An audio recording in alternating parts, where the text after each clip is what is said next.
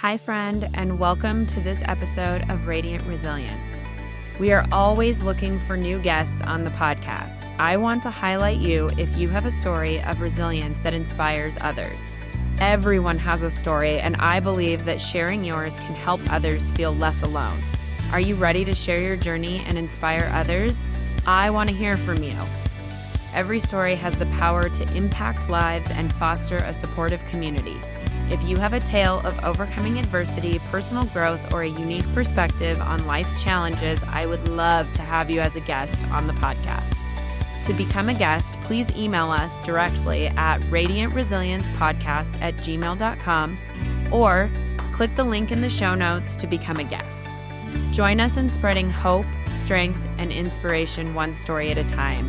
Be brave and share your story so others feel less alone. I hope to see you soon. Before we begin, we want to acknowledge that some stories and discussions in this episode of Radiant Resilience may touch on sensitive and potentially triggering topics. These may include themes of discussions of childhood trauma, mention of physical and emotional abuse, references to challenging family dynamics, conversations about the impact of divorce and separation on children, and discussions about the challenges of teenage pregnancy and motherhood.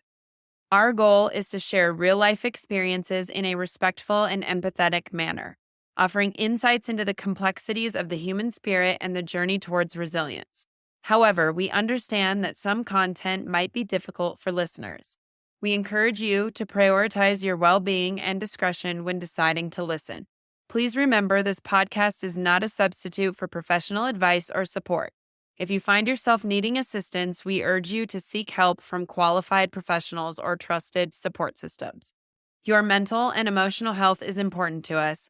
Thank you for your courage and for joining us in a space of understanding and compassion.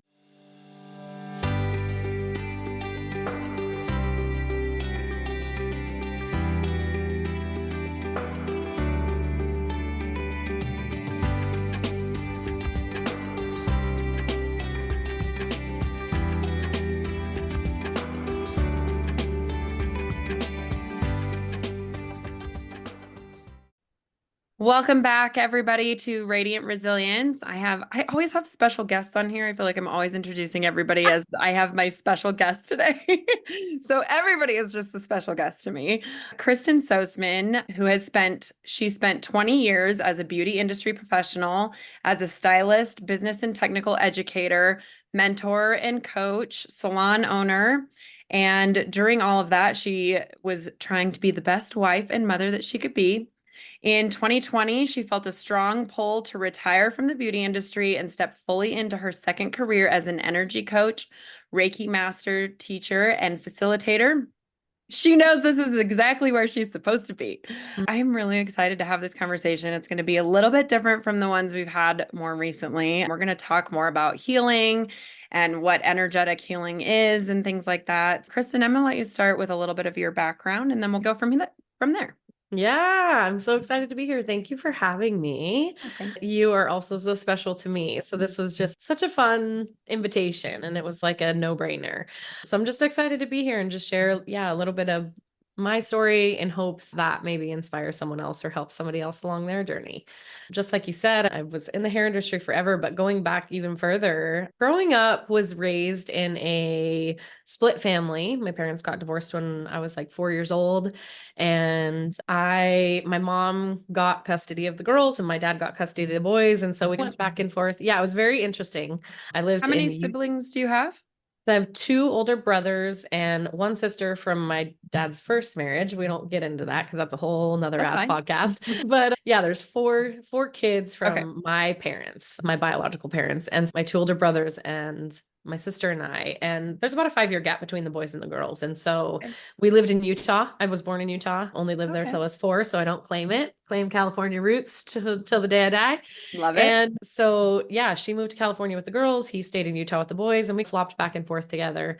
Was raised in a very structured religious household, which really, when I think back, I always have resonated with spirit, with my Ah. intuition, with connection to something bigger than us. That always really resonated deeply. And the religion that I was raised in also put a big emphasis on family, big, Hmm. huge emphasis. And that was like, those are the things that I really came out of. I'm not affiliated with that religion anymore, but as I grew, those were the things that stayed true to me. It was like I knew there was something bigger than me that was so loving and all encompassing. And yeah, it was interesting being raised in that household because there was a lot of rules. And when you get to be a teenager, you break lots of rules when there's lots of rules in place. And so went Yes. through my rebellious teenage years where it was a little wild. And during that time, I had a pretty good upbringing with stepdad and mom and all the things. And then around freshman year, a little before that, actually, my mom and stepdad divorced. She moved us to a completely different town after Wow. freshman year in high school. And that was very difficult, an hour from my life that I was Yeah, for raised in, sure. and brought us into a new home with a couple new siblings. And it was jarring. And at that point, I saw a big shift in my mother. She, like I said, in that religion growing up, she was very loving, very giving, very like helpful, and all around really just like a really good mom in the eyes of so many. And I don't know what happened. But something Oh. shifted. And part of me thinks she didn't spend, reflecting back, I don't remember her spending a lot of time really pouring into herself. Mm. And so I almost feel like she like exhausted at this point, was like, I can't, she went from one extreme of giving all of herself to the other extreme of giving Oh. nothing. And I think Wow. that's so much of what happens with people when they realize, like, oh my gosh, this isn't making me happy. They swing to the furthest opposite end of the pendulum. And it was really difficult. It was very challenging. Just, yeah, threw things upside down. Yeah. And in this new town that I lived, where I knew no one, and I was like really feeling like a outcast in a small town. Joining high school sophomore year in a new town is not easy. Yeah, So I can imagine. I stayed in my hometown all from like kindergarten to 12th grade, so I can only imagine what that's, but I've heard it's very difficult at that time period in your life. yeah, teenagers aren't really super nice at that point. And a lot of the kids in the town that I moved to grew up together. And so just people who were outside, just it was just a little clicked in already. Yeah. And I found my friends, but literally 30 days after moving to this town, I met my husband. I was 15 years Mm. old, and we met at a house party. Like I said, rebellious teenager, parents were away, we were playing. I don't And think I knew you've known your husband for that long. I love that. actually, today, Tawny, is Oh. 29 years since we met. It's our anniversary Oh, today. I love that. Yeah, so it's a trip. And at 15 years old, I would slap any 15-year-old that said any of these things that I said to my husband. But something, when we saw each other, it just something clicked. And Mm. we just, I knew he was different. He was a naughty boy. And he said he would never get married and was just not like Oh. the tie down guy. But same thing with me. When he met me, he was like, holy smoke, something's different about this girl. Mm. And I am super grateful that I found him, because that was a hard time. Yeah. And I was seeking, I think I was at that time like seeking outside love to help myself feel loved. And he really loved me in a very unconditional and pure way. So Mm. super grateful for that special connection. He just texted me, happy anniversary. I love you. I was like, oh, Oh, I was like, I can't believe it's been 29 years. We've been through so much. that's And crazy. I know we're me and babies together. yeah, me and Colin are in February will be 20 years since we met and went on our first date. And I I don't even can't feel believe old enough that. to say that, Johnny. Yeah. Honestly, I'm like, wait, what? That makes us way older than we are.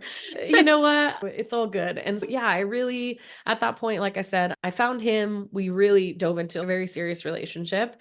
I just knew. I knew something was different. I knew we were supposed to be together for, I thought, the foreseeable future. And here we are. Yeah, it was cool. It was a good situation. And we actually, 2 years into our relationship, got pregnant with our first son. And so I was a teen mom before that was even on MTV or anything like that. Yeah. And I busted my tail to graduate high school a year early. So I Mhm. graduated with a class like the full year ahead of me, 8 months pregnant. And Just one foot in front of the other, Tawny, at that point. That's not an easy thing to do. It's So not. It's I not. applaud you for that. My middle sister had my nephew at 19. She was a sophomore in Mhm. college, but Mhm. I admire her so much because she is the hardest working person I've ever met and busted her ass and got her master's degree eventually and Mhm. all this stuff. And then I can imagine high school being even more difficult with that. Yeah, they tried to, our school systems, and not to get into that, but our school systems in the United States aren't, well, in California, they're not super great. Like, I Yeah. wasn't getting a super superb education. And I remember when the school caught wind of me being pregnant, they wanted me to go to a continuation school, an alternative school. Mhm. And I sat in front of my counselor. I don't think she knew what she was getting herself into, but she was like, I think you should go to this continuation school. So you can finish and blah, blah, blah, and you can go back next year with your baby. And I said, what would I have to do to graduate early?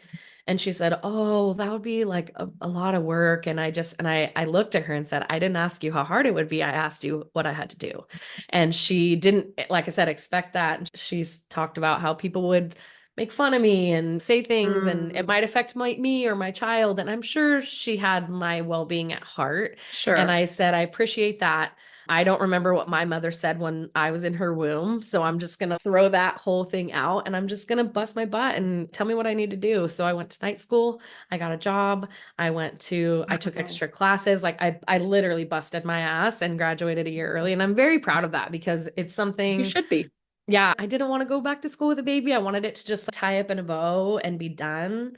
And yeah, just really proud of that. I graduated. I got to stay home with him for a year. My husband worked. He's been a commercial plumber his whole life. And he was working, and we could afford to live, but we couldn't afford other things. And so Yeah. I just utilized as many resources as I could for the Sure. time that I needed them. I ended up getting a daycare grant, and Nice. I got my daycare grant, and they said, you have 2 weeks to get a full-time job or be enrolled in school full-time, or you lose your grant. And I'd been Oh, waiting wow. like 9 months for it. And I was like, what do I want to do when I grow up? You Oh, know? And it was yeah. hard. And so I contacted the junior college and just needed to get my foot full time in. And I asked about the cosmetology program, and they said, today's the last day for late registration. Like, I had a day now. I was like, oh my God, I had 2 weeks. Now I have a day. And I said, well, what about cosmetology? And they said, the program's full. And I said, that's really all I can see on this spread that I would be interested in. And they said, the only way you can get in is to be signed in to the class. So I went to the instructor and I was like, listen, not a flaky person, just happened to get this grant. I think this is what I want to do. My grandma did hair. I Oh. like people. So I think this is what I want to do. And the instructor was an older guy. He had been there since the school opened. And he said, are you passionate about hair? And I said, no, I'm passionate about people. And he Mm. said, interesting. And I said, but I will tell you, if I get into this program and I don't feel like it's for me in 3, 4 weeks, I'll drop out. Like, I'll cancel myself out. I'm not going to waste your time or my time. And he was like, all right, I'll give you a shot. And so he signed me in, and I started cosmetology school. And the next day I saw a guest speaker. He cut a beautiful A-line bob on this girl, and she had her Mm. back to the mirror the whole time. And I watched his precision, and I was like, I was not the girl who did makeup and hair like as a side hustle and fun for all my friends Yeah. and Barbies and stuff. It wasn't me. Not And me I was either. more of a tomboy growing up, and like tough, and just didn't really care a lot about all the girly things. I do more now. And I watched him spin her around, and her face like lit up, and I was like, oh, that's what I'm gonna do for people. That's what I'm gonna make, how I'm gonna make people feel. It was Yes. never about like this. I feel super grateful that I had a great education and hair came naturally to me. And then I went, as I do all things, I go all in, and I really mastered my craft and became good at it and fell in love with hair. Yeah, got through school, worked at a salon for a little while, built my business, learned some great business techniques. I had such great mentors and Mm. role models in business my whole career. It makes me like, that gets me emotional because I'm like, Mm. damn, without those people essentially believing in me, I don't know that I would have believed in Mm. myself. Oh, I love that. So much gratitude for all the peeps. So yeah, worked there for a while. We got married. We had our second baby, second son. And I thought I wanted to be a stay-at-home mom. I missed a couple of baby things, and I was like, I think I'm going to be a stay-at-home mom now. Wow, I'm big sad. change. Yeah. And I told my boss, and she said, I could never argue with you, and you got to do what's best with your family. Didn't burn bridges, just gave my notice and left. And about 2.5 months later, I was like, get me back in the salon. I love being a mom. I've always said I wanted to be a mom my whole life. However, I do love being a businesswoman and an entrepreneur and Mm. doing those things too. So I just, And what I know about you is mhm. how independent you are too. So I Yeah. can imagine, I don't know. I feel like I don't know what this is, but I'm guessing my mom was a little bit of a stay-at-home mom. I've had some friends that have been stay-at-home moms, but you are giving up a little bit of your freedom by doing that because then you're also not making your own money and you're not like contributing as much in that regard. Obviously, you're contributing a lot in raising the children and being the caretaker of the children and stuff, but I could see you wanting a little bit more of that independence for Well, yourself. it's an exchange of energy. You know what I mean? Like not only was I giving people a beautiful look, they were giving me thanks and money in Yes. return. And we all know, everybody who's a mom, even aunties, all the people who like have children around, that is not a job that comes with a lot of thanks. And it Yeah. comes later, you get the rewards, absolutely. But it But is in the kind of a moment, thankless job. yeah. Yes. Yeah. No, nobody's mom, you're doing the greatest. Everybody's just like, where's my dinner? Yeah. And so yeah, I am a people person. And what I did at that point was I dialed back. So I started back 2 days a week. And I was like, that way I can give more time to my family. And then slowly as they got older, I went a little more back into the full time and ended up being full time again. But what I realized at that point is I didn't have to be all or nothing one thing. I could any percentage in mom land, work land, I could make those terms. And my boss that I had quit, she had raised me and built me this wonderful, helped me build this wonderful clientele and taught me so much. And being a little selfish in that, I was able to go back to her and say, hey, can I come back? And she was like, I'll take you back whenever you want to come back. So it was really cool. I've been a big believer in not burning bridges as I go along because it Yes. doesn't need to happen. Like, Yeah. I think a lot of times when we feel complete in a season or a position or anything like that, sometimes we can tend to stay a little long and resent or demonize the job or the person that Yeah. we're working with. And it was really at that point where I was like, man, I get to say the rules and she gets to say what works for her or not too. And Yes. this is a really cool thing. If everybody does what's right for them, it all works out. And is So honest about it too. Like yeah, both super parties have honest. to be honest about that, I feel like, for that to work too. Yep, for sure. I went back to work, worked there for a while, and then the commute wore on me. I was Mm. commuting an hour each way, and Oh, yeah. it was a lot. And at that point, I had heard about a small salon in town that had opened, and I went in with my baby is on my hips, and I said, hey, I want to work here. It was just 2 chairs, and I had never rented a chair. I was terrified. Mm. And A scary obviously, jump. scary jump. And Hmm. also, I didn't live close to where I was working before. So it was like Oh, I so was new going to have to start clientele. over. Yeah, start Hmm. over. And that was a little scary, but I just felt it was right. And I've never been one to stay in something that I don't feel is right. The woman that I started working for at the time, her name is Kirsten, and she gave me a shot and she really helped me out. And she said, I have overflow. And if you dedicate your time and energy into pouring into these people, like I know you'll do well. You're not She gave me a little bit of a break on my first month's rent. She will talk second month if not. And I had a lot of like discouragement. My father-in-law, even at that point, was like, oh, I don't know. When I joined beauty school, he told my husband, are you sure she should do hair? No, maybe dentistry or something. And I Oh was my like, goodness. ugh, gross. Praise be the dentist. But I'm like, that ain't me. I don't want to be looking at your teeth. And it was a big, scary jump because I was like, shoot. But I also knew, like I said, I had never let myself down. So I was Mm. like, I'm gonna bet on me. And honestly, like in 2 weeks, had my rent for next month. And I was like so excited. And actually got an apology letter from my father-in-law a couple months Oh, later. I had no wow. idea that he would write this, but about 6 months in, he wrote me a letter and just said, I was wrong. And I Wow. was like, old man who's set in his ways says, I'm wrong. I'm Yeah. sorry. You're doing great. I'm so proud of you. That was Oh. huge, huge. Yeah. So I worked for Kirsten for a few years. And the day I interviewed with her, I told her eventually I wanted to own my own salon.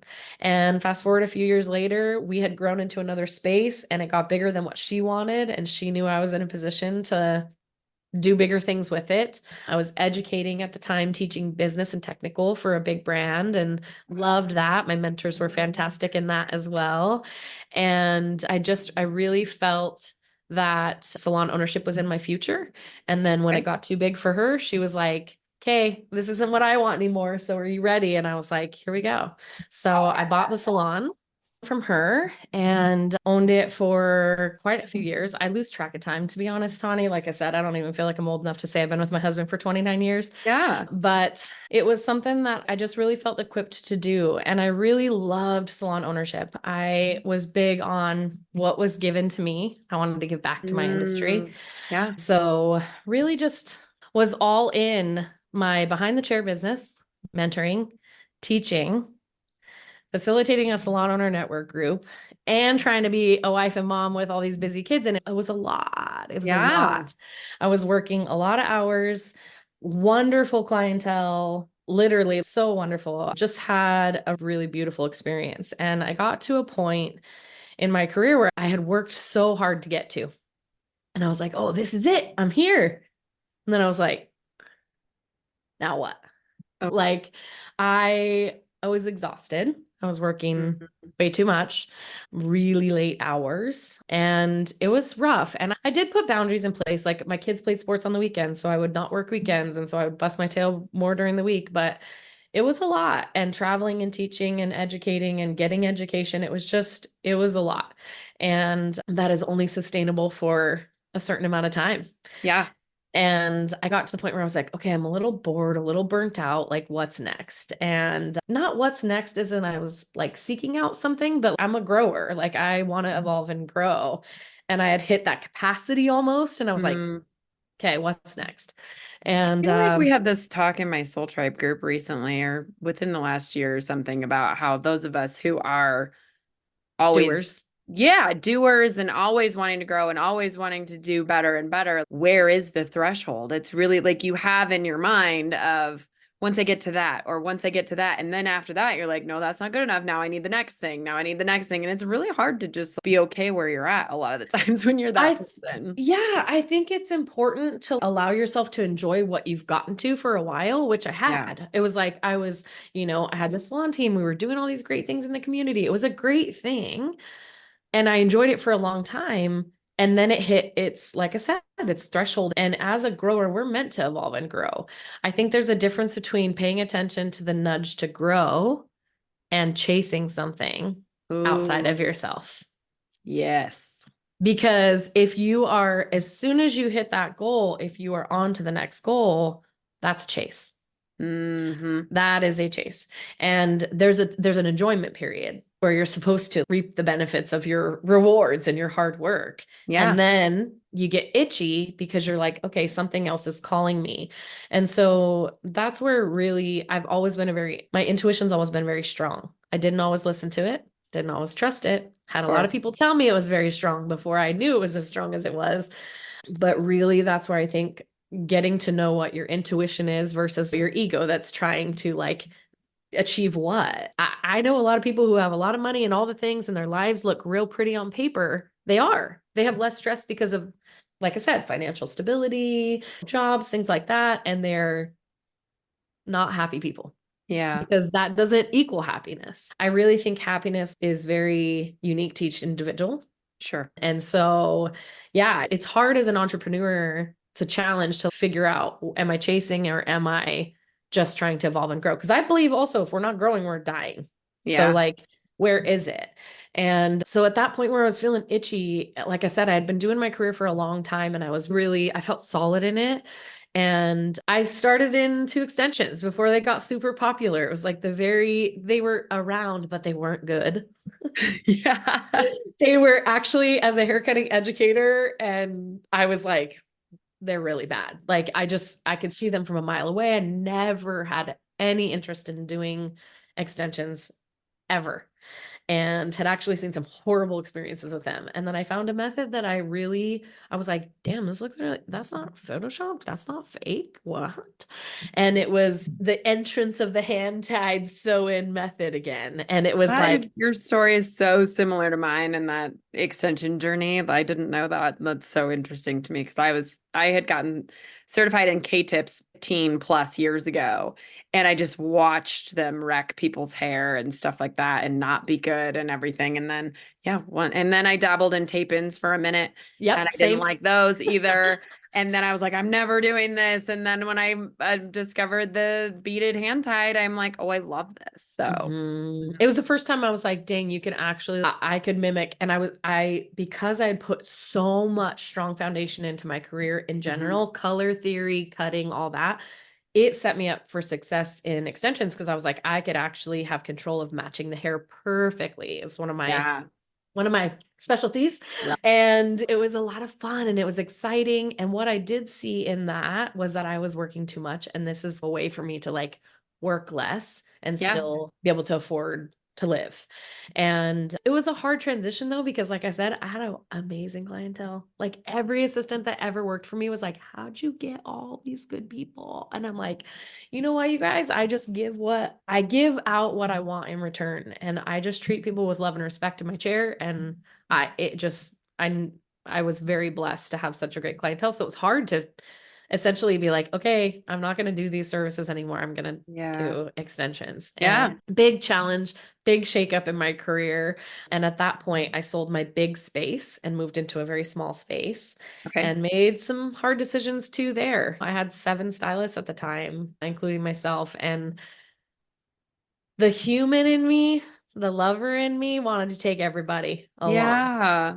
And I actually had a very profound moment on a kayak in the ocean, not Okay. out in the ocean, but like in a slough one day.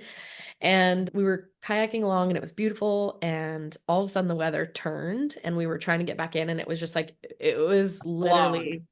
it was like wind at us Oh, and I'm paddling, getting nowhere. Like my hands were bleeding that's because scary. or it was scary. And I had a teenage son who he was like, I can't paddle anymore. And we were still a ways away.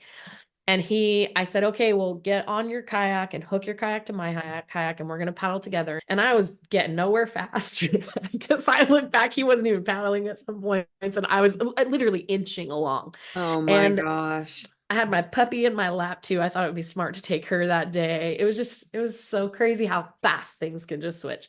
And I was like, I can do this. I'm going to get my kid back to shore. And I was mind over mattering it, all these things.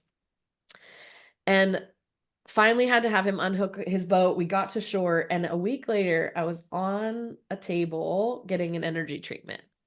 And I had this massive realization that I had a lot of boats tied to the back of my boat. Oh, wow. And I Oh, was like, literally, one of my mentors at the time, I heard his voice whisper, it's time to cut them.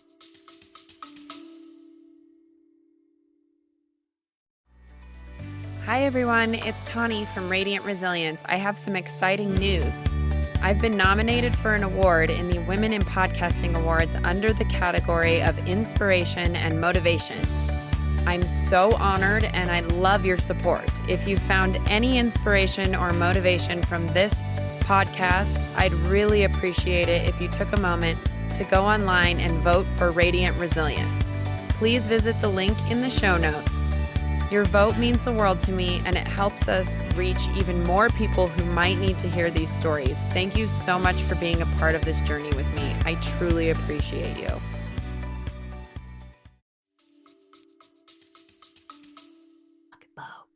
And I was like, oh. And it was hard because I was like, I love these people. And I went through a couple months of really like deep soul searching. And what I realized is I could still love those people and cut the boats, because what was happening is I wasn't getting anywhere with any of us. I was literally like treading in place. And I also realized that if I didn't cut the boats, not only was I not going to be able to grow and move forward, I was actually holding these people stagnant in their space. I was not giving them the opportunity to paddle and grow themselves. Like I gave my son a break, but at the end of the day, he had to continue to paddle. And I had to tell him at some point, hey, you got to unhook yourself. You got to paddle yourself now. And so that was a big, like I said, realization. I had to let people go in order for them to grow as well. And it was a Mhm. hard thing. So I went into my smaller space and I was there for a couple years. It was wonderful. And then that lovely season of COVID happened. Oh, yes. We And I all was love like, that. I here think we that COVID go. has come up in every single one of my episodes to some degree. It's just, it was such a big moment in our lives, right? And a big disruption. It was a big disruption. And I will say, as much chaos as it caused, I'm not discounting any of that, the things that Sure. happened, the tragedy, all of that stuff. I will also say one of the best things that has ever happened to me and many other people that I know, because when you have everything stripped away, you have nothing other to do than to look at everything in a very different way. Yeah. And one of my girlfriends and I, one of our sayings along that time, because everyone was stuck home together with their spouses and their kids and their all the things, Yeah. and she said, what was once a splinter is now a log. And Mm. I was like, oh, yeah. It was like all in front of our faces. And I realized in that moment, in the first few weeks of it, first couple weeks, everybody's like, we're home, we're hanging out, we're eating dinner together. And then it was like, shit got real. Yeah. And And the fear of the unknown, I think, was there huge was no too, end because in nobody sight. knew when it was going to end. Yeah.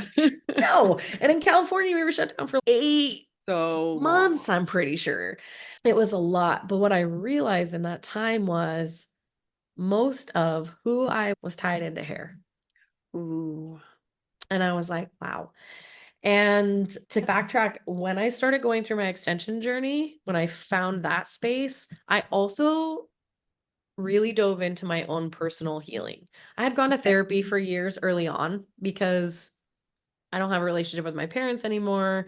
I choose not to. We're not aligned. And so I went to therapy for many years early on in my career and as a younger person because I needed to make sense and learn how to cope and deal and heal from so much. And at that point where I started, like I said, exploring something different in my personal or in my professional career, I was also feeling called to dive deeper into my own healing journey. And it started with like crystals. I was like, I want to know more about crystals.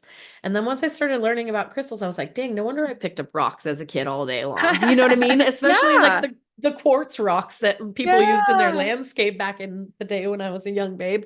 But I started there and I just followed like one little breadcrumb at a time and really started to find out so much of what I had dealt with in therapy had helped me to make sense of things in my brain to be able to cope and deal and gave me so many tools. But energetically, there was stuff that was still really sensitive, very Mm, raw feeling. mm, And I dove into that journey. And so when COVID hit, it was like my professional career had grown and shifted, and then my personal had grown and shifted. And I was left with, like I said, who the hell even am I? mm. Everything was tied back into hair. I was like, oh, I could do this. And I was like, that's tied into hair. That's tied into hair. Everything. So we're not allowed to work. So I'm just going to dump myself into other things. So I started gardening. I grew the biggest garden I've ever grown that year. It's crazy. And really just started diving into self. And part of me was like, okay, how can I start to make extra income? And I was going to launch all these like energy classes and all these things because I had the foundation of teaching, but it was very interesting because the universe had different plans for me. There was more healing I needed to Mm. do in order to really get my footing and foundation of who I was going to be moving forward into the next phase. Grateful for that time. So grateful for that time. Also, so grateful it's over. Right. Just feel, yeah, like that was such a pivotal, like growth space for me. And I'm just really grateful that I was able to do what I did with it.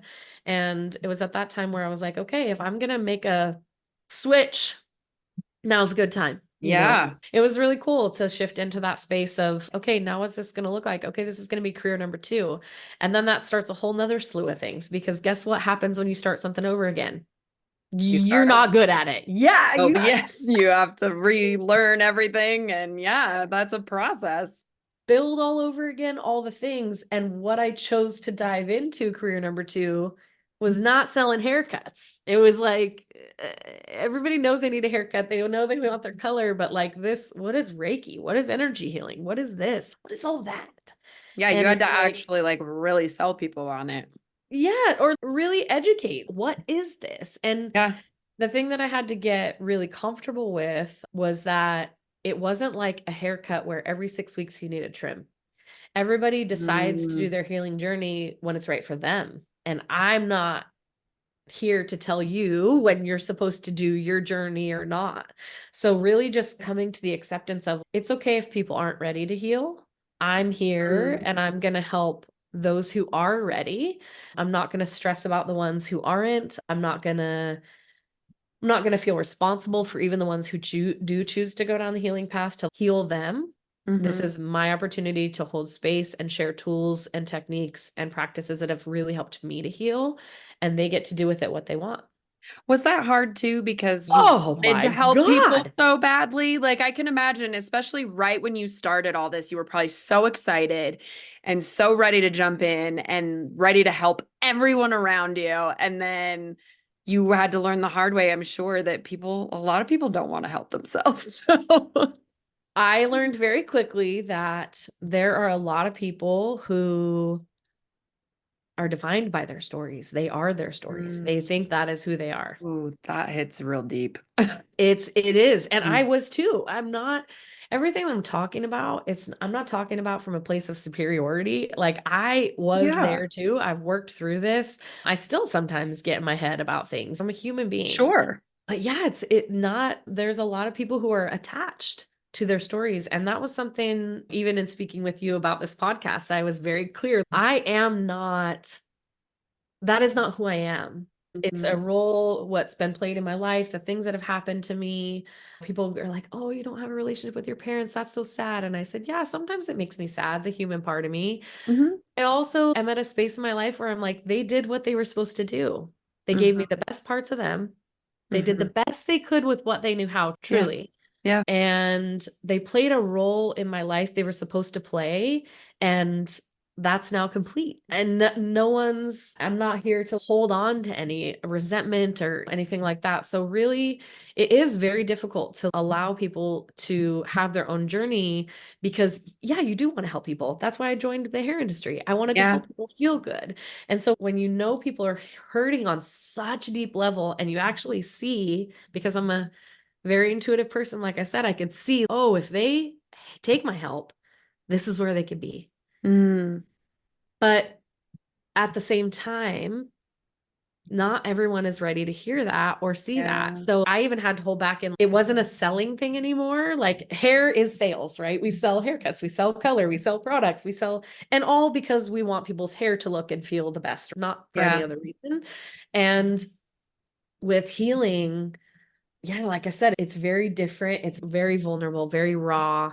It's a scary place to be. And anyone who tells you that healing or energy is like love and light and rainbows and butterflies is a damn liar because it's not. You have to go through the shit to get out of it so that you can actually move forward from it.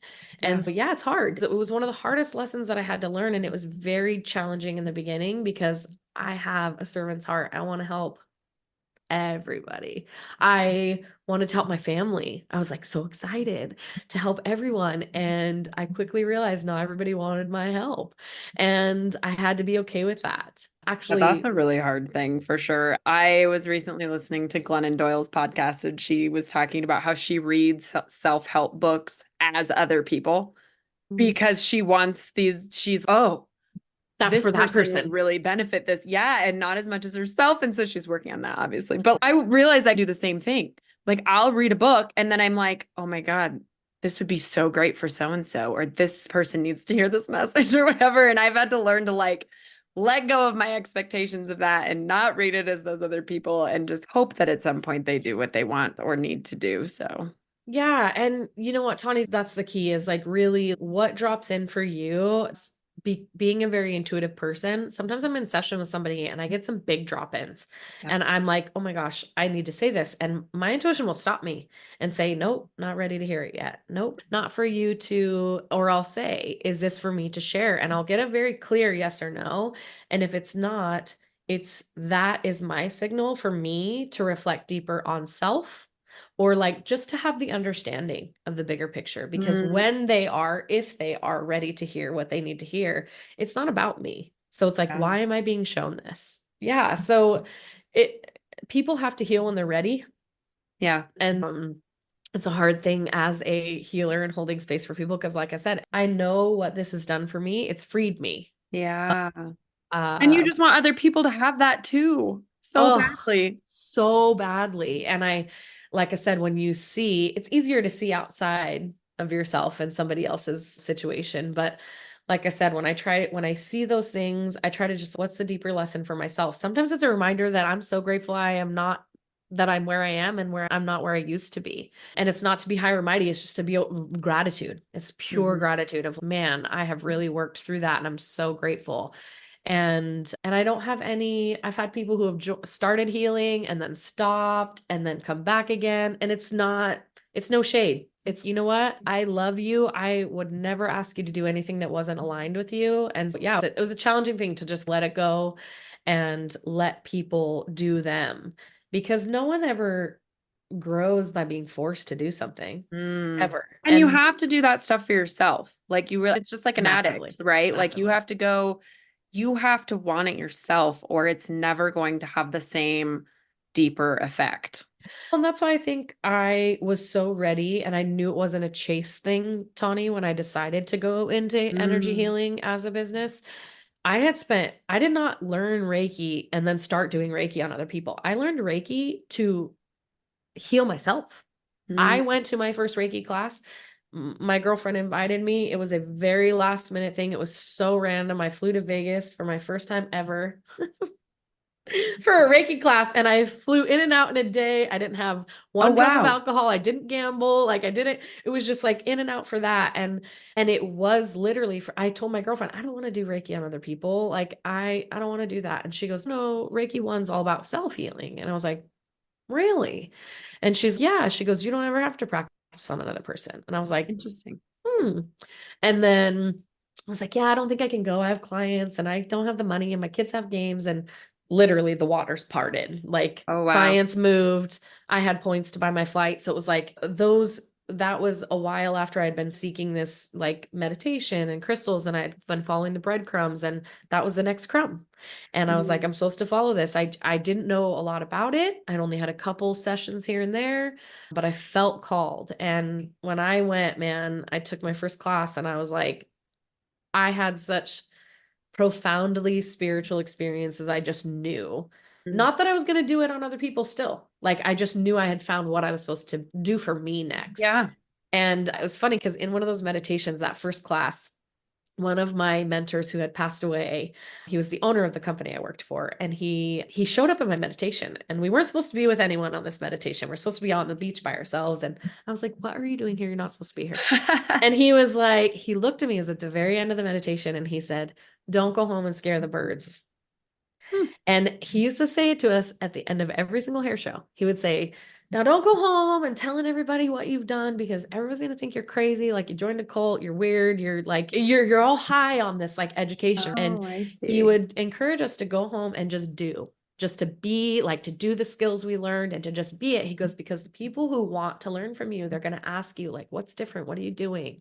Yeah. And he knew I get really excited and want to help everybody. So he was like, don't go home and do that, because it's not going to be a good thing. So Oh. I took that home and really I did not shove it down people's throats. I really just dove into my own healing. And I don't think I practice on other people besides my immediate family, close friends here and there when they needed it, never for money, probably 2 solid years. Oh, Like, before, wow. yeah, like seriously, and didn't really talk about it with my clients. I was like, I had a lot of very religious clients, and I didn't want to step on anyone's toes or offend anyone. And I think it was so important for me to really crack that all open and figure out what healing really was, what Reiki was, what energy was.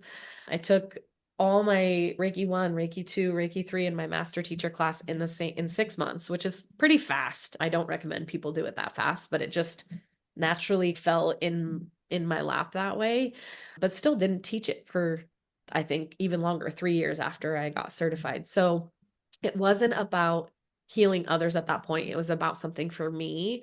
And until I really had a solid understanding of what it wasn't and all that good stuff, I didn't really introduce it to others. And then, like I said, COVID happened and I was like, I really saw like big picture. I think so many times in life when you're going through stuff, you're like, what is this for? Like, what's happening? And that was a point where I was like, I really do feel like everything that I've been through has put me to this place where I'm supposed to teach this and share this. I'm supposed to actually help other people to Mm, not just feel good on the outside, but feel good on the inside. yeah. And it was a really special moment. I feel like teaching for a big brand gave me the foundation of how to connect, how to teach. It gave me Oh, all the yeah. structural foundation. And all I had to do was plug in a different curriculum. And there were some challenges along the way because teaching hair Sure. and teaching energy is very different. Yeah. But really, when I stripped away like all the labels, and that happened during COVID, it was like, I'm not a hair, I'm Kristen. I'm Kristen, a human with a Hmm. soul who's living this experience on this planet with other humans. But I am not hair. I am not just a hairdresser. I'm not just a wife. I am not these things, these Mm, roles that I'm playing. I am a soul who's meant to do certain things on this planet. And I just, like I said, dove all into that. And so much made sense at that point. I was like, all this was not for nothing. mm, All of this was happening for me all the time. It's shaped me into who I am. It's prepared me to help others to go through it. And I don't want to take away anyone's learning process. You know what I mean? I'm not here to have you bypass all these hard things in life. sure.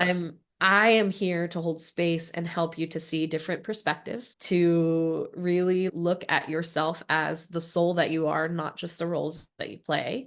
And in that, I know that you're going to figure out, you meaning anyone who I do healing Yeah. with, is going to get the answers they need. This isn't for me. This is for other people. And I just Mm, feel really grateful to have, like I said, dove so deeply into my own healing that I can help others to navigate theirs. yeah. So, why don't you tell us a little bit about what is energy What is all this healing? stuff? What is all this stuff you're talking about for those who may not have had any experience with it, have even heard of it? Yeah. Give me like an overview of that. Yeah. So Reiki, which I just spoke of, that I teach and have learned as a healing practice for self, is a Japanese technique that's used to restore wellness in the body. It's not tied to any denomination or any religion. We are all energy. And when we deplete our energy, we run less well. We get sick, we get depleted, our bodies take on disease. So much of our thoughts and our energy create what's happening in our body. I'm not saying that certain things environmental don't play a Sure. part. Yeah. Absolutely. Those are a lot However, harder to control. yeah, but our bodies and our souls, our bodies, our energy bodies, our souls remember things. I say this all the time. If I had one superpower, it would be really hard to not make that be flying, because I think flying would be the coolest thing ever.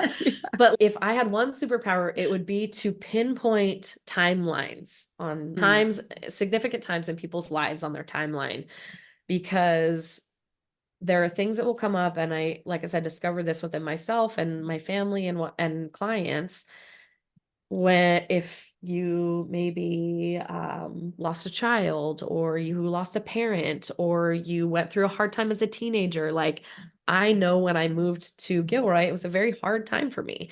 So mm, your body and your soul remembers those things, and it's important to heal them. But if it's not healed, it will still cause this uproar. Funny example, 2 weeks ago, my son's birthday was, and my uterus felt so heavy all week. And I was like, I don't usually have symptoms like that. And I was like laying on my massage table, getting a massage the week of his birthday. And all of a sudden, my intuition so loud goes, your body's remembering 23 years ago, you're about to mm. have a baby. And I was like, whoa.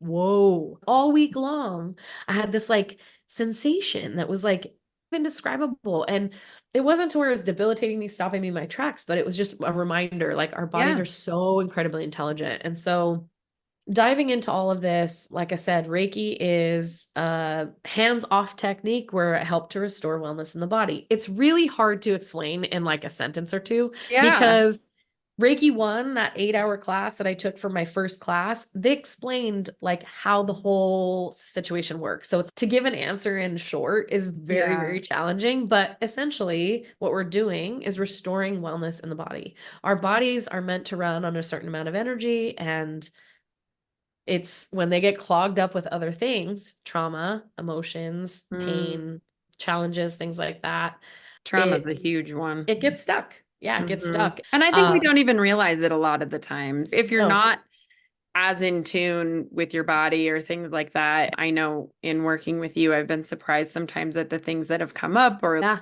where I've had pain in my body or issues in my body and what that does bring up and what that signifies. And then like reflecting back on it. And it's always so interesting when you do realize it and you're like, oh, The things that we suppress. We're kids. I think about this is one that comes up a lot with people is if you're in school and you're in like third, fourth grade, you're just, and you have to read out loud and you're not good at that. And you like stutter over your words. That is enough to make someone shut up the rest of their lives. yes. And you don't even think about it like that because you just go on your whole life. And what's interesting is it shows up, that same feeling shows up when so many different circumstances can happen because that one thing is ignited in you again. That's why I say Yeah. it's to heal that space. And like you said, sometimes things come up in meditations. Wait, what? Or I have Yeah. people say to me, I had a really good childhood. I don't have stuff. And it doesn't, like I said, this isn't to demonize anyone's parents or what they did. Our parents did the best they could with what they had. That doesn't mean it was always the right thing. And so Sure. it can absolutely cause speak when spoken to, Mm-hmm. finish your plate. Like these things, you know what I mean? Those are things that you don't realize can like shape tendencies as you get to be older. And it's wild. And so I think this has been proven science wise, which is really cool. I think energy is something that, like I said, I have always felt, Tawny. I've always been very intuitive. I always been very connected to spirit, resonated with stories of Jesus. I don't care what you believe in, but if you think about the stories of Jesus and him being so loving of all people, like Mm. that deeply resonated with me. I've never, I have a hard time picking out people's ages, things like that, because I just don't see it. Yeah. I see souls. I don't see Mm. color, ethnicity, race, gender, none of it. I don't see it. And so much of what we do is it's programmed in. We, by the Mm. time we're like 30 years old, are on autopilot. Our brains are actually like formed in to be like programmed at that point. I think it's 30 or 35. Dr. Joe Dispenza is somebody that does a lot of science that I just find so fascinating, but I never needed the science. It was like when I would learn about energy, I would go, oh yeah, of course that's the truth because that makes sense. Yeah. But now being deeper into it, have been doing healing with other people for quite a while. I'm fascinated by the science of it and I'm like not addicted to it, but definitely like all in because I think this is something that's I've always known to be so powerful. I also know there are a lot of people with very analytical scientific brains who need that backing. Yeah, So absolutely. that's been my like the bridge, right? So when people say, "How do you explain this scientifically?" I give them references. I don't go into a battle of who's right or who's wrong because I'm not Sure. here to do that, but I will share resources with them to help them to understand. This has been now studied. Like they're doing Reiki in hospitals. Yeah. And I'm reading, like at the time we're recording this, Uh-huh. I am reading The Body Keeps the Score. Is that what it's called? Yeah. Yes. Uh-huh. And it is a heavy, deep read on science and the body and the brain and all of that. And I'm very early stages of it, but I like already like am getting that. And then I read, I don't know if I feel like I told you about the Oprah book. Uh, Yes. What happened to What you? happened to you? Yeah. Yep. Because she talks with that neuroscientist guy, and I can never remember his name. I feel terrible about that. But same thing. Like he studied trauma in the brain and just what the brain remembers too. He had some experiment with a kid who was abused by his parents and then his foster parents, and then he was in a coma from the abuse, unfortunately. And they brought him a shirt or some type of clothing from his foster parent that had abused him, and he had a physical reaction to just like the The scent of it. smell. Yeah.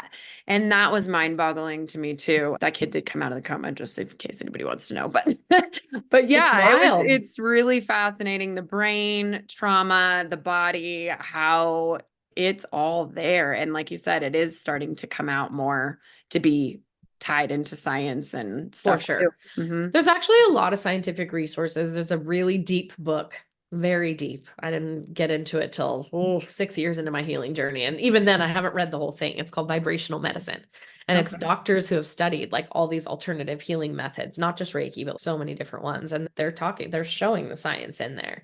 Dr. Joe Dispenza's got a really great documentary that he just launched called The Source Within You. And they he hosts these week-long retreats where they go into deep meditation because he healed himself. His journey is so fascinating.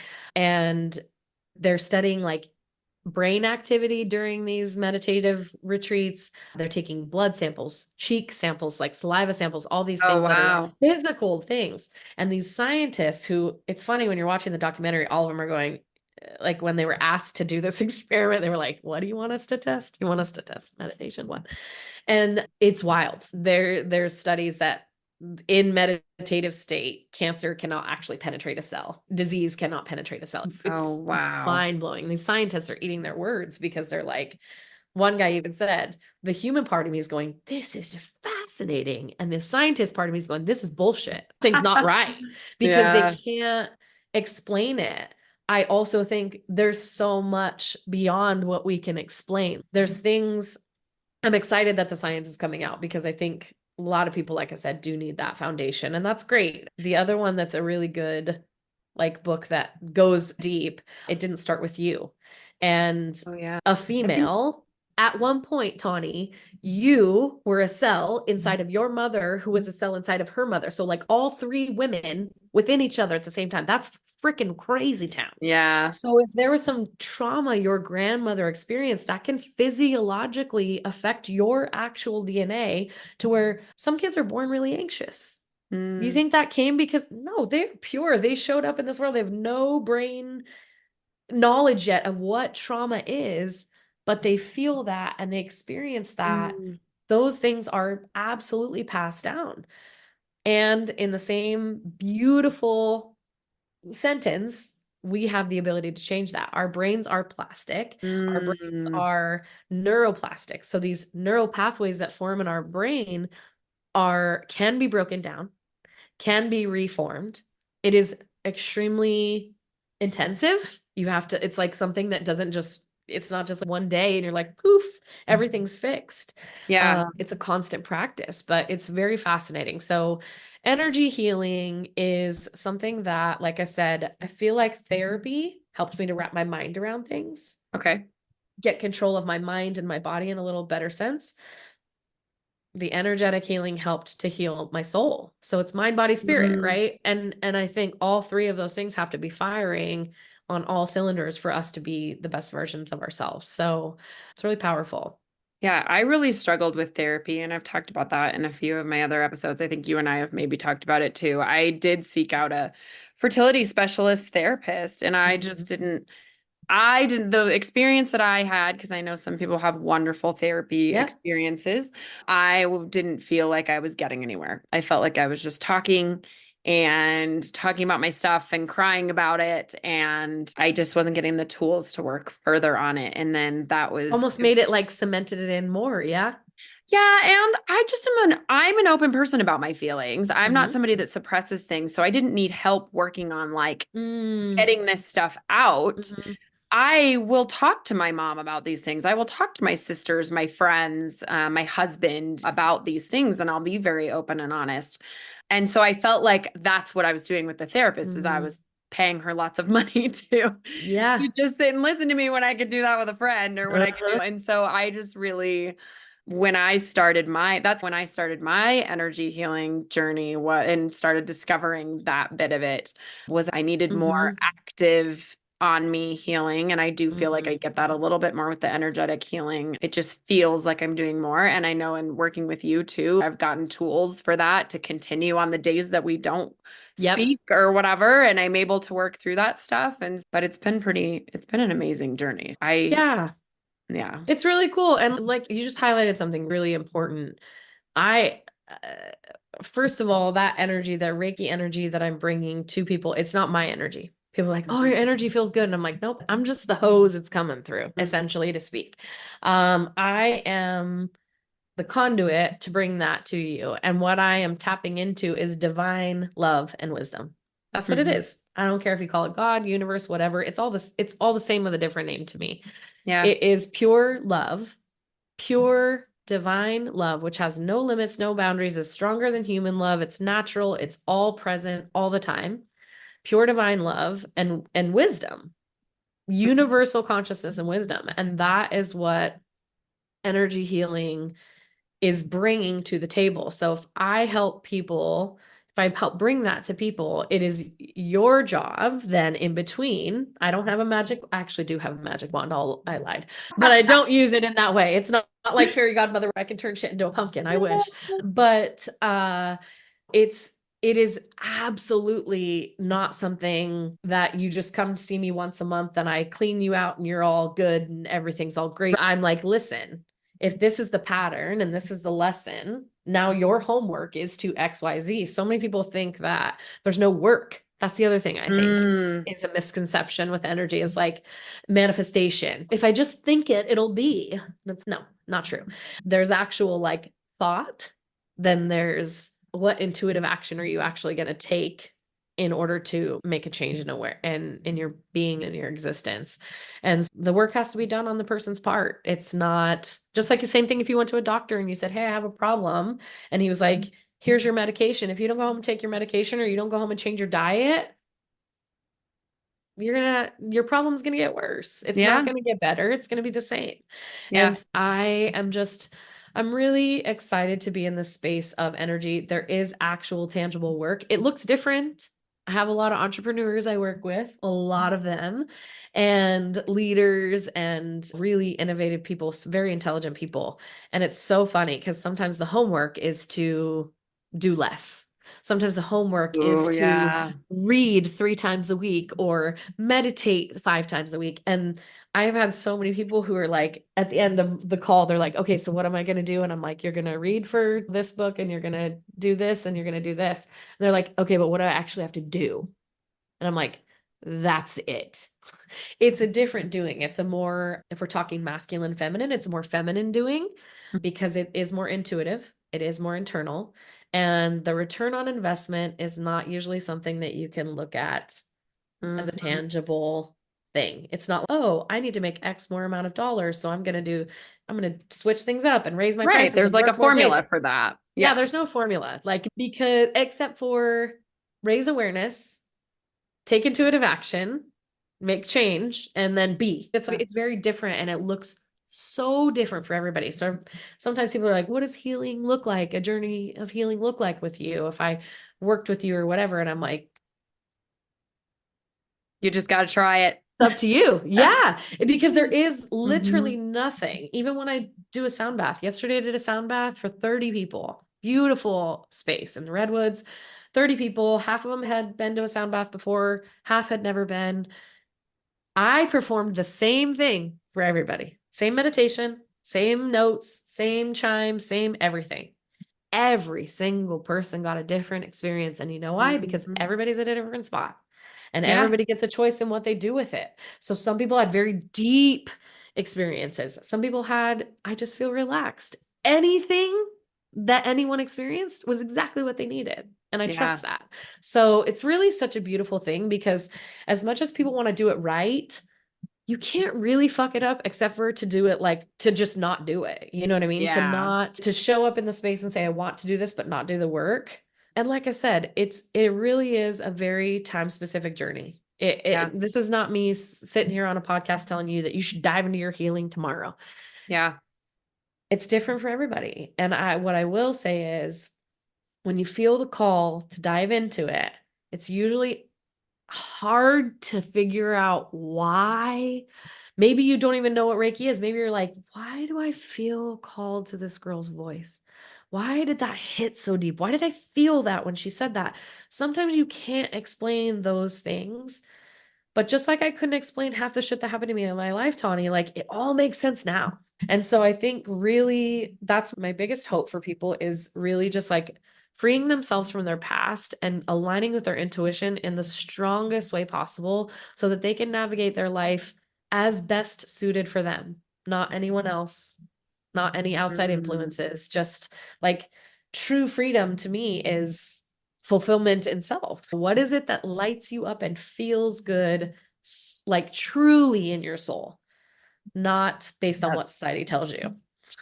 It's so hard though. And I think our society tells us so much and it's so loud and it's so hard. One thing that's been on my mind recently, just to share for Yep. examples for people, real life examples, is the why I wanted to become a mom because it was like, am I doing that because that's what society told me to do was to get Yeah. married and to have babies and go on to just do that? Or was I doing it for a deeper purpose? And I do think there is a Mm. deeper purpose there, but it's something that crossed my mind of that's what society tells us to do, right? Yeah. And if you don't do it or you don't choose it or you can't do it, what does that make you? Yeah, Broken? Fucking yeah. not like what?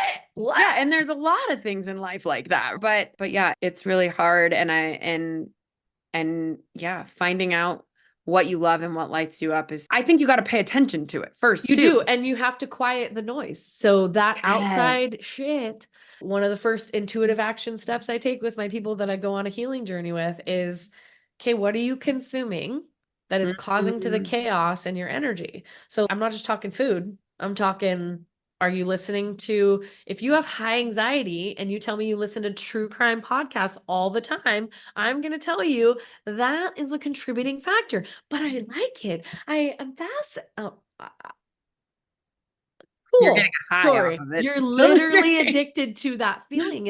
We get addicted to the drama, we get addicted to the charge, the dopamine, the understanding why the killer did what he did. It's you got to know. Well, what happens if you don't know? Your life still goes on. Guess what? Big first step in healing is what are you consuming? What are you letting in? What do you need to let go of? And how do you create time for stillness? So many people avoid stillness because there's a lot of scary things living in their heads and their souls. I'm not discounting that. I've been through a lot that we didn't even talk about today that could have really been where I should be a hot mess, drug addict, Oh. total fucking mess. You know what I mean? But I chose different. I chose Mm. to just really like follow self and trust myself a little more along the way. I realized I was the best person to decide for me and part of that was I knew I couldn't have the big salon and also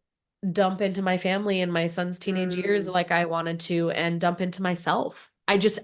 I didn't have that capacity. We all have capacity and limits, and so Yeah. many of us want to ignore those. Yeah. And I think it's really important to figure out what we're doing to contribute to our energy and then really figuring out what do we need to strip away. Even if it's something you've been doing your whole life, you're like, but this is who I am. No, it's Mm. actually not. It's just a pattern you're stuck in. And being still with self and really figuring out like how you feel without all the outside noise. It is challenging, but I'll tell you, once you get there and you start getting into that mode, this is a sweet spot. I crave my chill time. I don't crave chaos. Actually, it's quite the opposite. I avoid it Yeah. at all costs. And when it does come up, because life does happen, I have really great tools to be able to reflect on that and rid myself of any emotions that might have gotten heightened in this process. I can help myself to elevate and see a different perspective and Yeah. then to move forward as a better person. Yeah, it is hard until it's not. It's just Yeah. like anything. Like I said, when we started doing hair,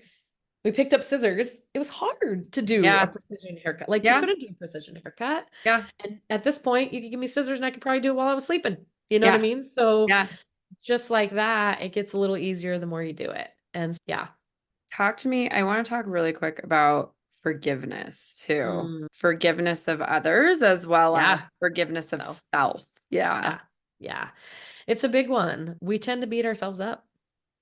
Yeah. And we tend to like to point fingers. It would be very easy, a lot easier for me to say, my parents are the way that that's the reason why I rebelled, or that's the reason why I did this. And forgiveness was truly what freed me. me, freed Mhm. me from everything, was really knowing and trusting no one was really doing anything to me. That's the thing. It wasn't about forgiveness is not, that's one of my favorite things to say. Forgiveness is actually not, it doesn't have anything to do with the other person.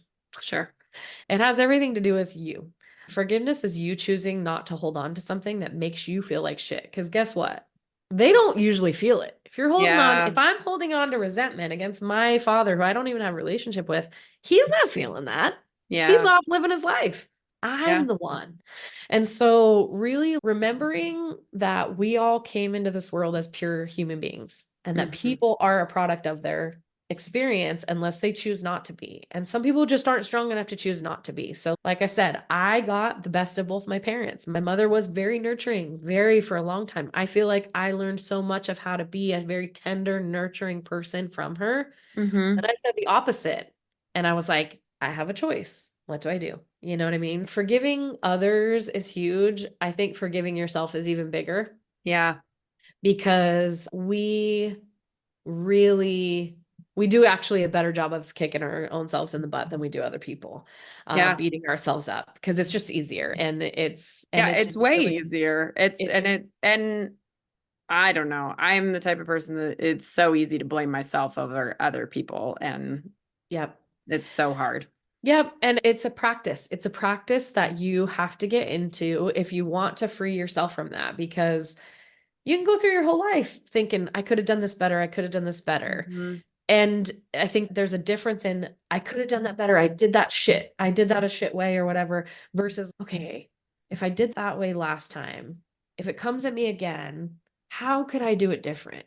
You know what I mean? It's just it's a slight perspective shift. It's nothing Yeah. crazy, but it is the most important thing. And to remember that we are all like, we all came here pure loving souls. That's Mhm. who we that's actually our program. That's our default. And we've Mhm. all gotten off, a lot of us have gotten off track because of outside things. And so to remember that you are doing the best you can every single day with what you know how. Mhm. And as we go through life and as you go through challenges, your job is to take what has happened to you in the past and just apply the lessons. You get to, healing is so beautiful because you get to leave the emotions in the past, the heavy stuff in the past, and you get to take forward the wisdom. Mm. That's really the greatest gift, because not only can you use it for yourself, you can sometimes help others as well. Yeah. Oh, yeah. I Yeah, think forgiveness is huge in our world, and we just don't talk about it as much. And it's a hard thing to do too, especially to forgive yourself. And I think depending on the situation, forgive others as well for big extremely. things. So, Heavy, heavy things.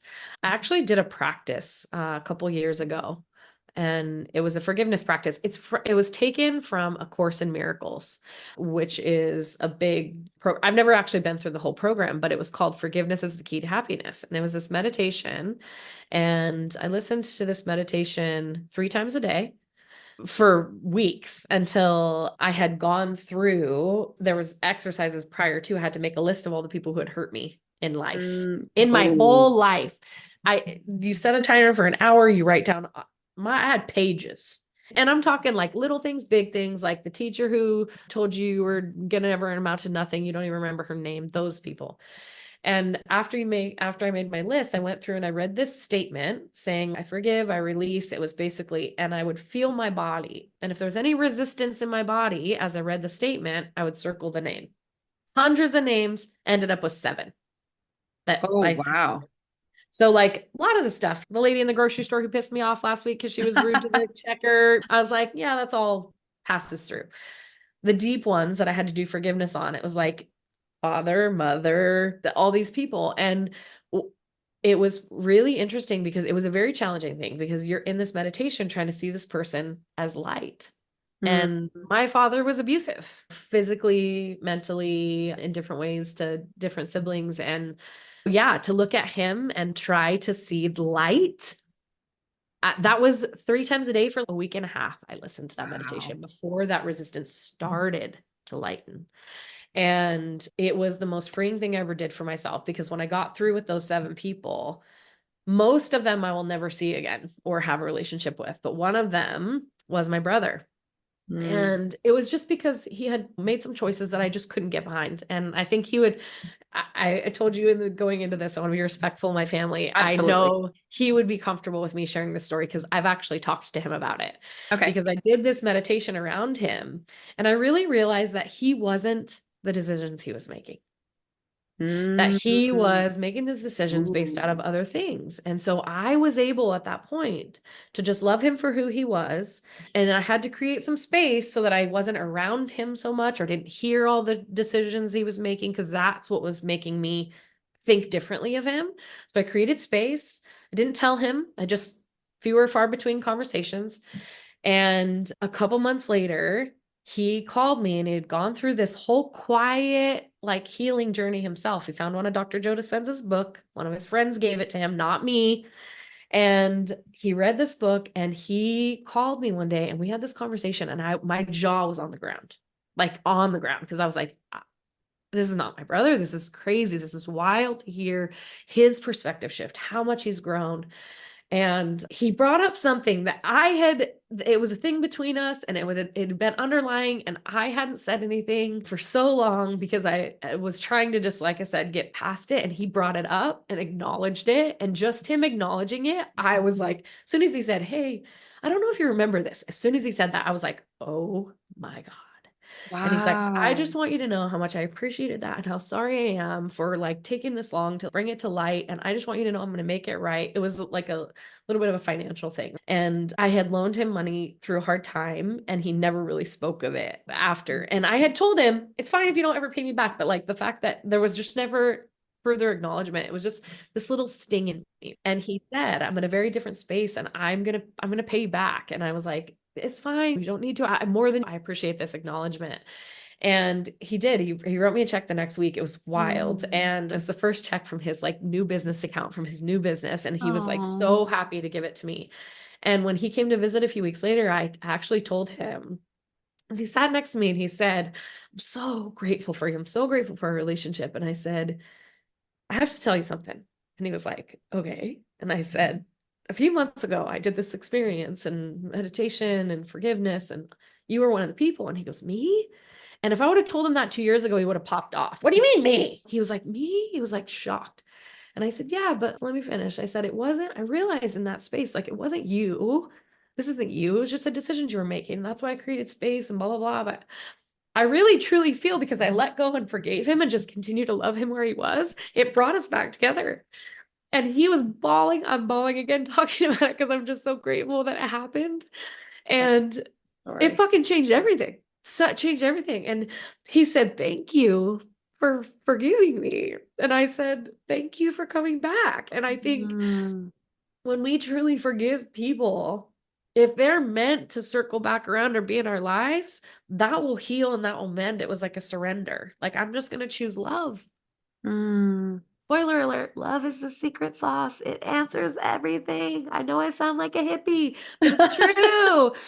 It's so true. Love, Mm. surrender, forgiveness, all these things. It's at the root of what we are meant to be. We're supposed to Mm. be connected. We're not supposed to be divided. Yeah. And I think it's so beautiful to live in a world where we all get to choose different things. I wouldn't want anyone taking my free will and choice, but we also don't have to convince or pull at people to be a certain way. Just accepting that we're all different.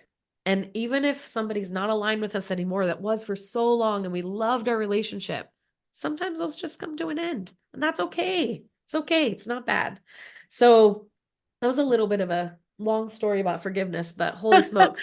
Thank you for It's important. I sharing think it's that. important. It's really important so that things that are meant for you are going to stay in your world. They're going to circle Mm. back around. You're never going to miss something that's meant for you.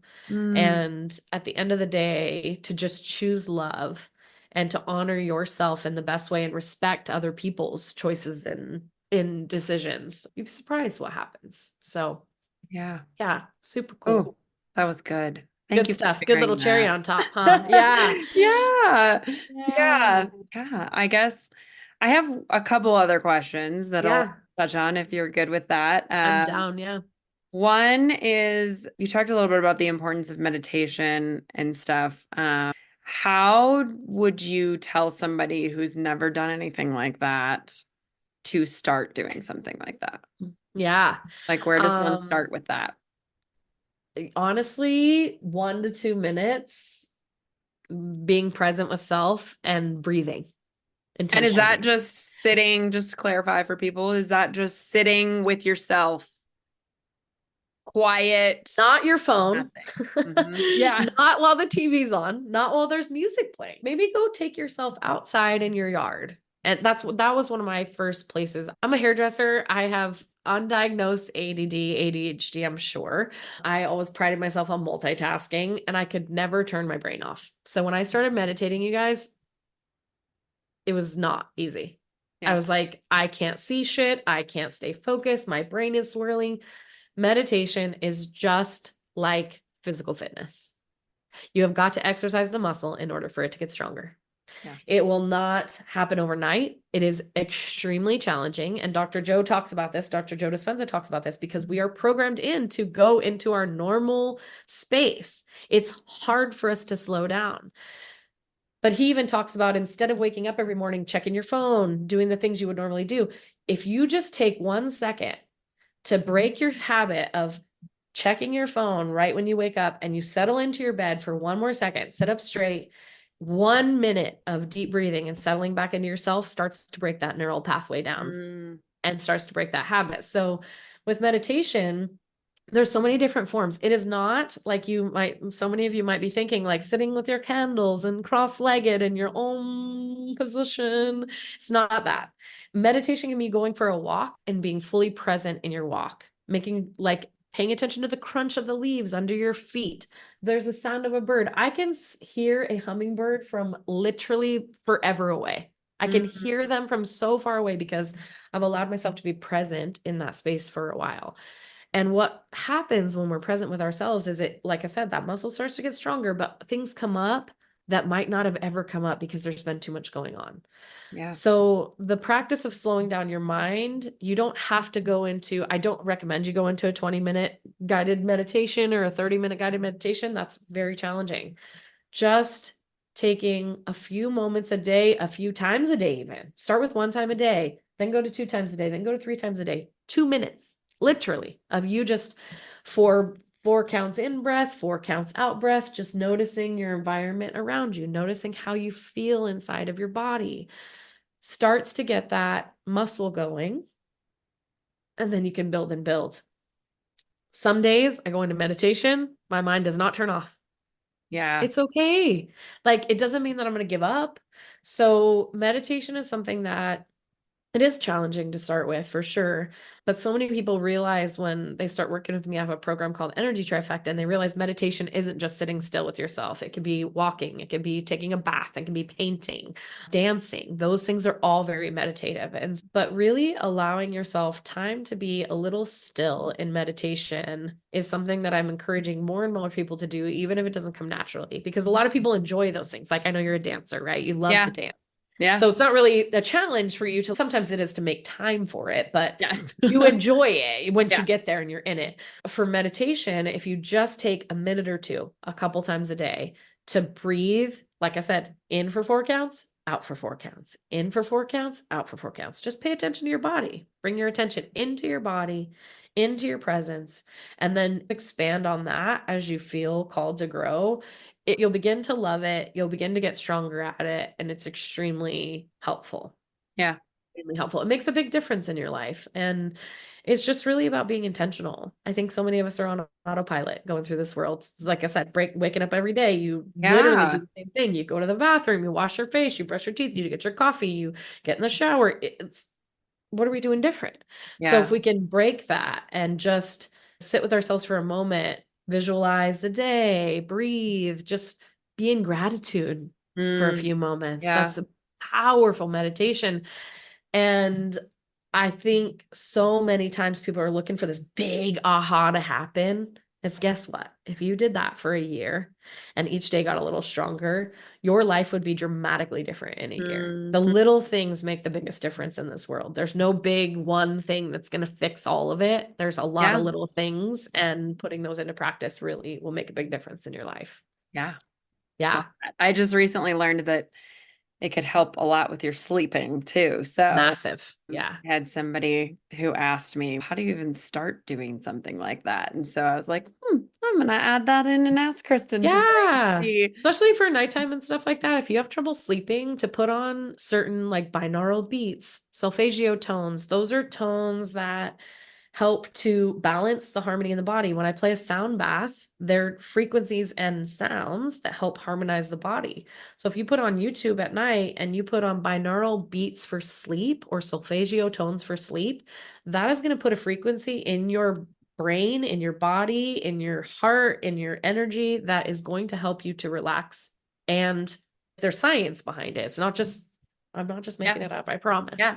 Yeah. And this situation was more of a waking up in the middle of the night. So if you practice meditation during the day and then you are that person that wakes up in the middle of the night and then things start going through your brain and it's really hard to fall back asleep, that if you've been practicing this during the day, that maybe you can then use it at night to shut that stuff down and try to get Absolutely. back to sleep. So Yeah, for sure, for sure. Even just focusing on your breath in that space and Mhm. bringing your attention into your body is powerful, very powerful. So Yeah. yeah, meditation is one of my favorite things. I really enjoy doing it. I have a program called Rise and Shine that I do. I Love record my rise and meditations. shine. I know it's so much fun for me. And it really, a lot of people, when I started working with them, struggled with meditation. And I had this drop in one day to send out a text message every day with a guided meditation and 10 to 15 minutes of just an awareness to help raise your awareness, to bring yourself into the present moment each day. And a lot of people said, I struggle with meditation, I don't know where to find it, or I spend 20 minutes on YouTube trying to find the right one, or the Calm app. And so Rise and Shine's been a great way for people to, I just got a text this morning from somebody saying, I was listening on my way to work, and the last song, I saw this massive, like, beautiful sign, and I just really needed that. And I was like, dang. So it's something that's extremely powerful. It is challenging, was challenging for me too in the beginning, but I promise the more you do it, the better you get at it, just like anything. Yeah. I love that. Yeah. Thanks for that. Yeah. And then the last one is, how does one strengthen their intuition? Mm. First step is awareness. We don't just have our intuition. There are a few other voices running in our head. One's our ego. Ego wants to be So right. hard to ignore. Ego is the biggest one for people. People think Mhm. ego is like a cocky arrogance, and it's no. Ego just wants to be right. Ego wants to control. All you control freaks, recovering control freaks out there, you know what I mean? Yeah. So the ego, the inner critic, and then there's the voice of the inner child, and Mm. as well as your intuition. And so I think, just like everything I've said, first step is always awareness, and really raising your awareness around who's really speaking right now. Mhm. Who is it that doesn't want to leave this career and move into another career? Is it the ego because that's scary and they can't make as much money as in the beginning? They're going to suck at something. Is it inner critic because you're like never going to be good enough? And why do you think you can actually jump into a career that you know nothing about? Is it Mm. your inner child that is scared to death? Or is it the inner child that's, yes, let's do it? There's lots of different voices. The intuition is usually a quiet voice, sometimes not even heard. Most times it comes in a feeling. Mhm. And just like energy, it's hard to put words to that, right? Yeah. So it's hard for us to really trust it. Like I said, I didn't trust mine for a long time. I didn't Yep. trust my gut for a long time. I allowed my inner critic and my ego, and partly my inner child wants to help everybody. So I allowed a Yeah. lot of my inner child into the influence that for a long time. And until I really started learning the difference between them, that awareness really popped things open for me. And I was like, wow.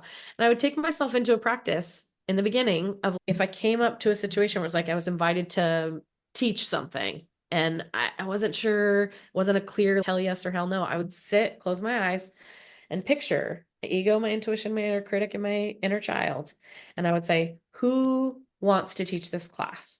Why? And I Mm. would ask those questions in my mind, and I would see and learn about why different things showed up. And I don't have to do that anymore because I've taken so much time to do that, that it's now innate in me. It's like somebody asks me to do something and it's very clear whether it's a hell yes or hell no. Sometimes it's a little unclear. That gives me time to go back into my practice and how do I feel about this and to really just express what my, like with coming on a podcast, I was like, these are the things that I'm really passionate about and that I feel really strongly about. And these are the things that like feel really good. And Yeah. so, and it was like a conversation. So first step is always awareness. Second step is really like being honest.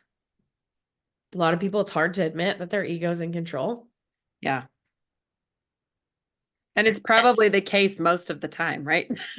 Ego is, she is the one wielding her sword and wants to just cut everyone's head off and do the things she wants to do and be the way she wants to be. But it's usually chaotic and noisy also. So like most of the time when intuition shows up, it's very soft and subtle, like I said. So maybe just a little moment of peace. Maybe a Mm. moment where you can take a breath and not feel resistance. And then it shows up in different ways. And so I love going through that process of with people of getting to know their intuition on a deeper level because it's really cool to see the progression of people shifting from ego, inner critic. Those are the two loudest for sure, into intuitive space because you literally can't do things wrong. Like you'll feel it. And when you don't trust it, it nudges you back to, yeah, you should have listened. You know what I mean? And your intuition's not ever going to be critical of you. So yeah, like I said, I think it's just navigating like what that voice is. And for everyone, super different. Yeah. Some Yeah. people hear it, some people see it, some people feel it, some people just know it. So lots of different ways that intuition can show up, but it's not, you don't get an email that clear Yeah. usually until Yeah. you've been practicing for a long time. Then Mhm. it becomes really clear. Yeah. So it's really cool. Oh, I love that. Yeah, This has been so good. Thank you so I much know. for We all could of talk this. about this for like weeks and weeks on I end. know. I love it. But it also goes to show how passionate you are about it. And Yeah, I love that. I guess we'll start to wrap it wind up. down here. What final words do you have to say? Do you want to share? Do you want to, how would Yeah, you, I think really my hope for everyone is that they just get really grounded in who they are so that the outside doesn't knock Mm, them off of their foundation.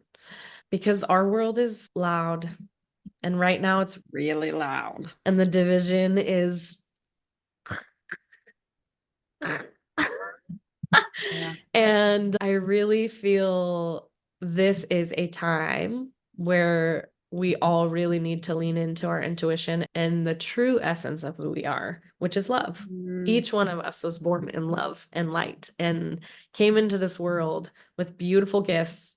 Every time I'm around a baby, I'm reminded like how unapologetic they are and mm, just what they need. And they're here to just be happy and eat and sleep and yeah. that's it. That's it. That's what we were meant to do here. Mhm. And I really just would encourage you to get back to who you truly are. And that can feel daunting, but just like I did, it starts with just one little intention. I just want to open this up. I don't know what's on the other side. It's scary, but it's also exciting. Yeah. And I think to not be afraid to ask for help along the way. My clients who start with me, they're like, when do people, how long is this program or how long do you work with people? And I'm like, till you're done. And for everyone, that's super different, but I don't want people to need me forever. I want to share with people the tools so that they can feel so grounded in what they do every single day.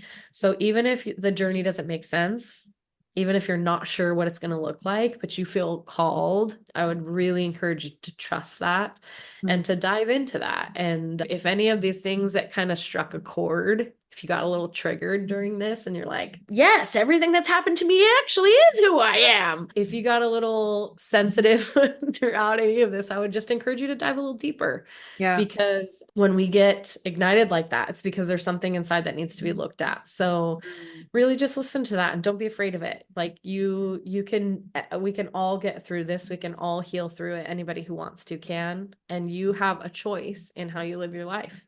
mm, And my hope for everyone is, like I said, that they just get really grounded in who they truly are and so connected to their intuition that they feel free no matter what mm. choice they make, decisions they make. So yeah, don't ever hesitate to reach out. I love talking about this stuff, love sharing energy with people. So just here, if in case anyone needs it. Yeah. And I will link every way to get a hold of you in the show notes if anybody does want to work with Kristen. She's Yeah. been amazing for me. So Appreciate I you. highly recommend for sure on my journey in life as well. Thank you so much for this conversation. It's Absolutely. been so enlightening and amazing, and I'm so excited to share it with others, just in hopes that people find peace in it too. Yeah, I'm really excited about life. Like I said, as much as going on in the world, I know I'm here to share love and bring people together. And that's what I'm going to continue to do. And we So need it's more not of a that bad in thing. this world. I'm telling you, secret sauce. I love it. All right, Thanks my for dear. having me, Tawny. I appreciate it so Thank much. you so much for coming on and sharing Yeah, everything that you shared. my I pleasure. really don't take it lightly, and I'm very grateful for you. So thank you so much. Grateful for you too, babe. Thanks. All right, everyone. We will see you on the next episode. Bye. Thank you so much for tuning into today's episode. If you enjoyed our conversation and found value in the stories shared, please consider following us on your preferred podcast platform. Your ratings and reviews make a huge difference. They help us reach more listeners and continue bringing you engaging, insightful content. We appreciate your support and would love to hear your thoughts and feedback. Until next time, keep listening, growing, and sharing.